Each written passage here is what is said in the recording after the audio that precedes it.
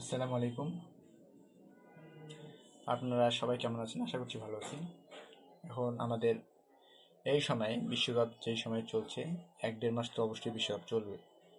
এবং এই ১-১.৫ মাসে পৃথিবীতে শুধু বিশ্বকাপই চলবে না, বিশ্বকাপের পাশাপাশি আরও অনেক কিছু ঘটবে।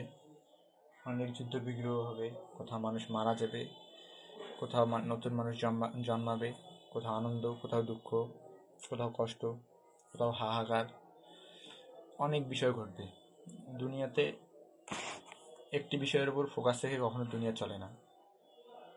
একজন রাষ্ট্রপ্রধান, আমরা যেভাবে ফুটবলকে উপভোগ করি, একজন রাষ্ট্রপ্রধান কিন্তু সেভাবে ফুটবলকে উপভোগ করে না। কারণ তাদেরকে জানতে হবে যে ফুটবল বিশ্বকাপের পাশাপাশি যে তাদের দেশ কেমন চলতেছে, তাদের জনগণ কেমন আছে, তাদের রাষ্ট্রের অভ্যন্তরীণ বিষয়গুলো স্থিতিশীল আছে কিনা, বাইরে শত্রুর আক্রমণ থেকে নিজের দেশ নিরাপদ আছে কিনা, এগুলো সব বিষয়ে চিন্তা করতে হয়। একজন আর্মি অফিসারও তাই ফুটবল বিশ্বকাপও দেখে, আবার তার ডিউটিটাও পালন করে নিজের দেশ রক্ষার ক্ষেত্রে।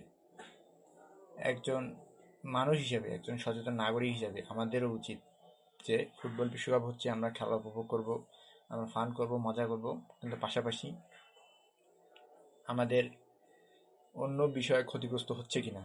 অর্থাৎ আজকে আমি একটা নিউজে দেখলাম, যে নিউজ না, ফেসবুক রিলসে দেখলাম আর কি, যে একটা মসজিদে নামাজ হচ্ছে, সেখানে নামাজ পড়তেছে মানুষ এক সাইডে রাস্তার পাশে, মসজিদ, ছোট মসজিদ, এবং পাঁচ দিক দিয়ে আর্জেন্টিনার বিশাল বড় একটা র্যালি যাচ্ছে, ঢোল তবলা বাজানোর মধ্য দিয়ে বাজানো হচ্ছে, ঢোল তবলা অনেক উচ্চস্বরে শব্দ করা হচ্ছে, এবং পাশে মানুষ নামাজ পড়তেছে।